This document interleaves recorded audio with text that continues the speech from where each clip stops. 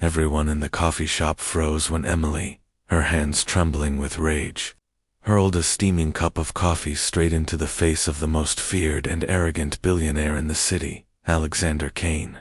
People gasped. Phones came out. Whispers spread like wildfire. This wasn't just any man. This was the ruthless corporate shark who crushed competitors without blinking, the man who owned half the skyline. No one had ever dared humiliate him in public, until now. But what happened next made every jaw drop, because instead of exploding in fury, instead of calling his lawyers or security, Alexander slowly wiped his face, looked her straight in the eyes, and smiled. "Interesting," he said. "You won't believe how this one act spiraled into a story that shook the city, uncovered secrets buried for decades, and proved that even the coldest hearts can hide the deepest scars. Stay with me until the end, because the twist will leave you breathless, and if you love stories where arrogance meets its match, hit that subscribe button right now so you never miss what happens next." Emily Carter had never believed in destiny, but that morning felt like the universe had set her up for a collision. She was running late, hair half-tied, clutching her portfolio of architectural designs that could save her struggling firm. The meeting she was headed to was a once-in-a-lifetime opportunity. Kane Enterprises was looking for a visionary to redesign their flagship building. Winning this contract could pull her out of the crushing debt her late father's hospital bills had left her in, but fate had other plans. The coffee shop was packed, and as she waited in line, she heard a voice, deep, commanding, dripping, with the kind of arrogance that made her skin crawl. Turning, she saw him, Alexander Kane, impeccably dressed in a charcoal suit, expensive watch glinting under the lights, speaking to the barista as though she were beneath him. "I said almond milk, not whatever this is," he said coldly, sliding the drink back without so much as a thank you. Emily's blood boiled. She'd read about him in the news, the hostile takeovers, the mass layoffs, the way he treated employees like disposable tools. She wanted to ignore him, but then he stepped in front of her to take the last croissant without asking, flashing her a smug look as if daring her to say something. "You know," she said, her voice sharp, "the world doesn't revolve around you." His smirk widened. "Doesn't it?" And that was it. Weeks of frustration, months of feeling powerless, years of watching entitled men like him thrive, while good people suffered. It all boiled over. Before she could think, she grabbed her coffee and flung it into his perfect face. Gasps filled the air. Cameras clicked, and Alexander Kane just stood there. The steam curled between them, his gaze never breaking from hers, until a slow, dangerous smile curved his lips. "You've got guts," he said quietly, then walked away. Emily thought that was the end of it, but when she arrived at her meeting 30 minutes later, her heart stopped. Alexander Kane was at the head of the table, and he'd just become her potential client. "Well," he said smoothly, "this will be interesting." The air in the conference room was thick with tension. Emily's boss, unaware of the morning's coffee war, eagerly introduced her as the lead architect. Alexander leaned back in his chair, studying her like a puzzle he couldn't quite solve. "Miss Carter," he said slowly, "I'd like to hear your vision."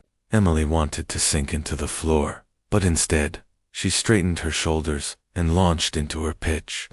She spoke about sustainable materials, open spaces that fostered community, designs that didn't just scream wealth, but whispered legacy. As she talked, she noticed something unexpected. Alexander was listening, really listening.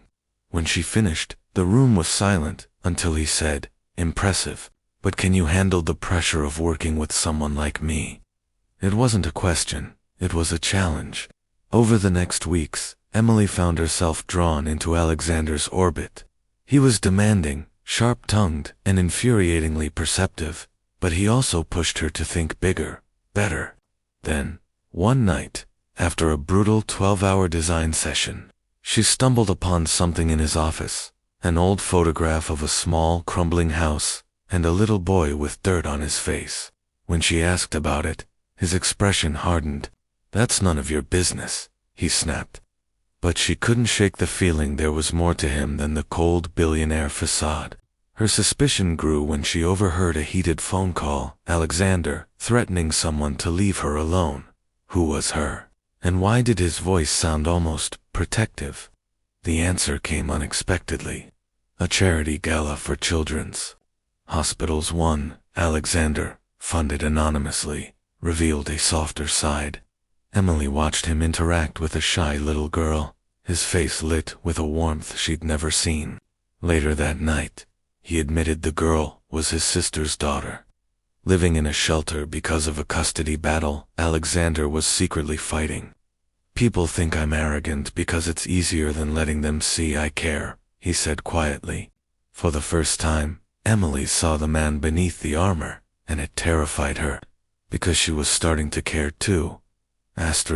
Just when Emily thought she understood Alexander, everything exploded.